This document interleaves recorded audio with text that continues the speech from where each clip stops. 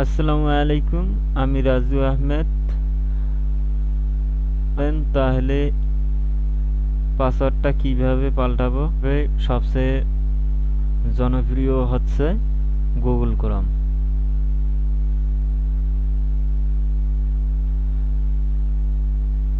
Google ক্রোমে যাব, এইখানে যে নিউ ট্যাব করব।